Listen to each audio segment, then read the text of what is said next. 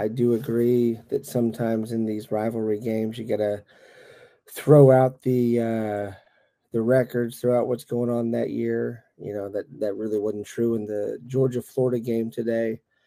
But I really think Miami is a bad team. I really do. And I don't know what's all going on there. Van Dyke obviously has not lived up to any of the hype. I haven't lived up to 40% of the hype of what it was coming in. There was talk of, top 10 draft pick, Heisman candidate, all this, and, gets benched early in the season. I think they're saying now he's hurt. I'd like to think that Florida State could, give them the Middle Tennessee State treatment and, beat them pretty good. After today, I will say that I worry Florida State will allow them to keep them in it a little bit more than they should. I agree, John. It wouldn't surprise me if we beat Miami with Tate as QB. DJ 31-14. I wouldn't mind that score. I think that that's probably in the realm of what it should be.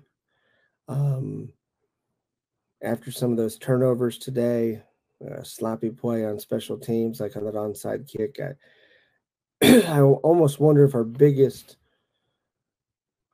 opponent in that game might not be ourselves. If Miami stays in that game, it's probably going to be more on Florida State miscues and maybe some of that cuteness we were talking about earlier inside the 5. Yeah, Mike, I agree, and I don't want to come across as being overly critical of Norvell. I've been one that has actually, I feel like, really stood up for him a lot.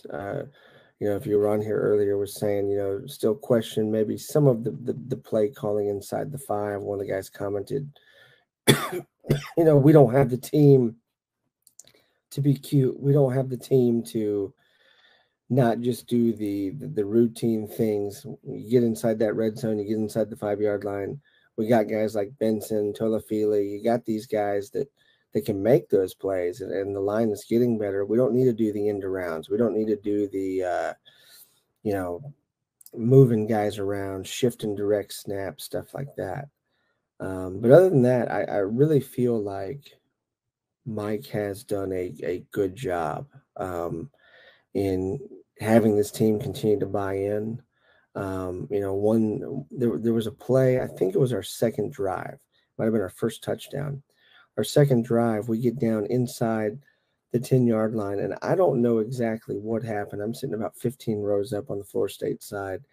I don't know if a lineman was in the wrong formation or what, but Mike goes out there. It's when he called that second timeout pretty early in the game. And he is just fiery, more fiery than I had seen him, maybe other than arguing with Dabo Swinney back in 2020. And it was good to see that. But, in true Mike fashion, he gets all after the guy, and then he starts building him up and encouraging him. John, Miami's offense has been getting worse, not better. I agree. I didn't realize they had no touchdowns today. And that Virginia game, or that Virginia team, they are bad. I don't know if you watched the Virginia-Georgia Tech game last week. I suffered through it last Thursday as to kind of watch Georgia Tech a little to have a better idea of what to expect today, and that was bad football. People complain about the NFL games on Amazon. They didn't watch that Miami-Virginia game because that's probably worse than watching the Broncos on Thursday night right now.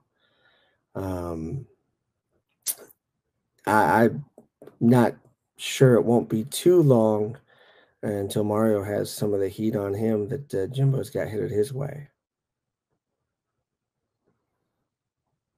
Yeah, that's not a bad comparison, DJ. He said Norvell thinks he's Sean McVay with the cute plays. That's a good comparison. So I'd be interested. And like I said, if you weren't here at the beginning, my friend John is supposed to be getting on here with me. His wife just had surgery, so he was not able to do it tonight. We are newbies to this, so if you would be patient with us the first couple times. Like earlier, not having the cast set like it was supposed to, but hopefully that'll, you know, create some better content. Being able to go back and forth with him, Irvin, when he turned the game on, it was 6-3 Virginia. I was following on my phone a little bit. I saw, it seemed like no one ever really got up more than three. 6-3, I think it was 6-6, 9-3. Next thing you knew, it was an overtime. Yeah, I agree, John. I definitely think they have proven that the original thought on Travis when he came to Florida State in 19, and especially kind of how he was used at the end of the season there in that Boston College game, and then even in the bowl game against Arizona State, was he could just run, and he was an athlete. And I think he's definitely proven that wrong. And I still think the sweetest play of the game to me today was that one-handed Johnny Wilson catch. I kind of wish that Travis and Wilson could have the highlight film that Hooker and Hyatt are developing at Tennessee, as opposed to just, once or twice every 2 games, doing it 4 to 5 times a game like Hooker and Hyatt. That'd be nice. But I know it's gonna take a while to get back to that. I apologize, that light is bad.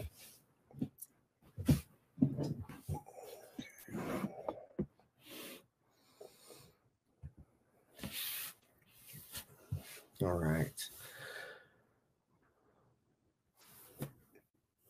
So, have you guys got anything else you'd like us to discuss, or I guess like to hear about? I would be interested, DJ, John, Irvin, what kind of expectations you guys have for the next couple games. Some of you mentioned Miami. I'd be interested in what you think about Syracuse coming up.